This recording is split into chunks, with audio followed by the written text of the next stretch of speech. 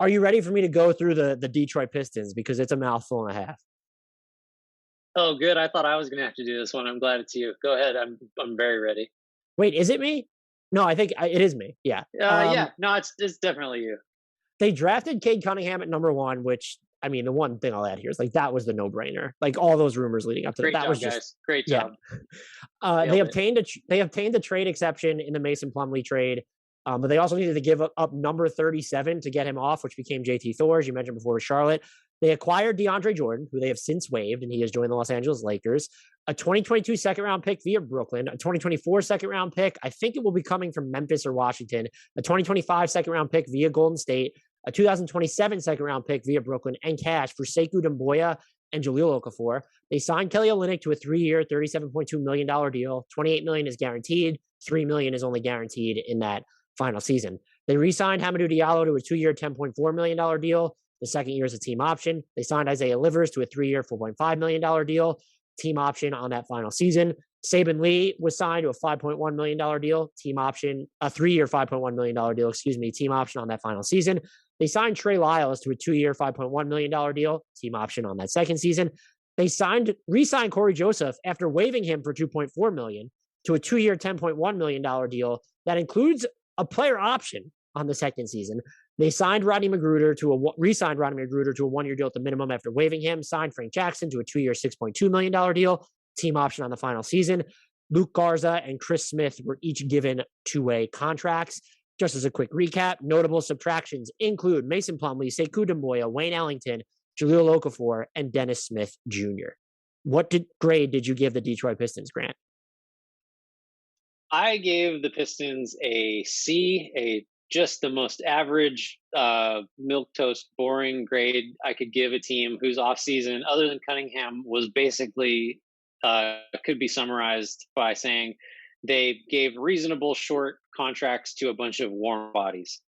Because this is a team that is clearly the tank has begun rolling, but it's going to be a long journey. And this is the kind of offseason you put together when you're just going to really hunker down and be in it for another year or two. So the theory of this team for me is, if you're going to make Cade Cunningham and Killian Hayes work together, Hayes' shot is suspect. They tried him off the ball a lot more towards the end of last year.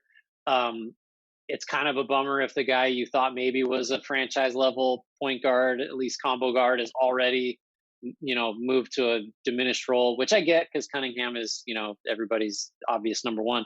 But to get back to their offseason, Kelly Olynyk makes some sense as a spacer for that lineup. If Hayes is not a great spacer off the ball, potentially, don't know. We've seen so little of him, we can't be sure. Just thinking from, a theory of the team perspective, what I guess you would say is their biggest offseason commitment, Olynyk, makes sense. But it's not anything for me that gets them out of just kind of meh, C range. I just don't see anything spectacular here. Anytime you make a salary dump, which really was what the Plumlee trade was, it's just not that exciting. Especially when who cares, man? Just pay him. The Pistons aren't doing anything. I guess Isaiah Stewart's got to play it, but looking at my notes, that was a justification. But C, not interesting. I'm considering going with a D, but I have a C- right now. I don't know how to credit them for taking Cade Cunningham. That was the no-brainer pick to me. And you got to a point where you needed to use the number 37 pick to get rid of Mason Plumlee. I did not like that. You automatically get downgraded a few notches because you gave Cory Joseph a player option in the year 2021. It's why did Cory Joseph need a player option? Seriously, I get what they're doing with the other contracts. They loaded it with team options. I think that sets them up if they want to make a trade where this season teams can view a lot of those contracts after December 15th as expiring deals, or you can pick them up to facilitate trades leading into next season. I get that thought process. Here's what I don't get. I would rather have Sekou Doumbouya than friggin' Trey Lyles. I don't get that.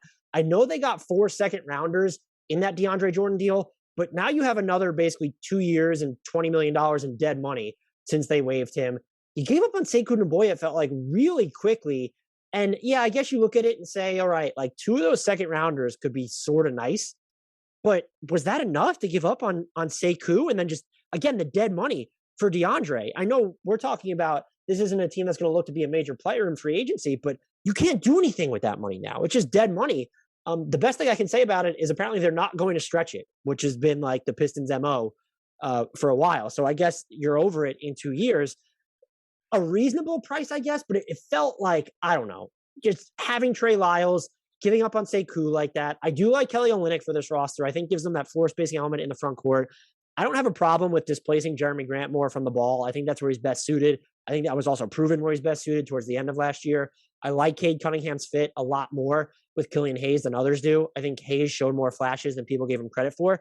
So I think the Pistons have assembled a nicer crop of young talent, but this offseason was absent any sort of bigger swings because Cade Cunningham wasn't a swing.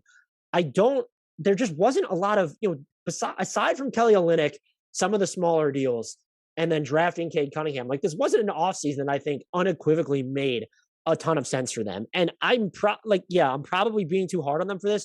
You paid Cory Joseph $2.4 million to get off your books and then sign him to a 2-year deal with a player option. That is unforgivable. What did he show you last year to have that sort of leverage? I'm probably overreacting to that, but you don't find that blasphemous that Cory Joseph has a player option on the second year of that contract? I can't get over it. I don't know if I go as far as the unforgivable. It is hard to explain. I'll leave it there. So yeah, that's how you tank. I don't know. I'm like, and they might not even tank because what if Cade Cunningham is good right away? You have Jeremy Grant. Isaiah Stewart was really good last year. There were some Pistons fans in our YouTube comments that were claiming that he's a future All-Star. I would fall miles short of going that far, but he was impressive. Saban Lee was even kind of frisky for them. You have Sadiq Bey, who clearly has a lot more ball skills than I think he was credited with coming out of school. If Killian Hayes gets better, you're not necessarily guaranteed to be the worst team in the East. It's the little things, and they start to add up. The Cory Joseph player option. Did you really need to grease the wheels of a Mason Plumlee salary dump? Was that something you needed to do? I just don't think it was. So their offseason viewed in some, I think, was a major blech outside of Cade Cunningham. And again, to your point, you mentioned at the top of this, how do you give teams credit for kind of selecting no-brainers in their draft spots, especially when we're dealing with, the top 3 picks in this year's draft? Yeah. No, I don't know. I think you give them the grades in the C and D range, I guess is what you do.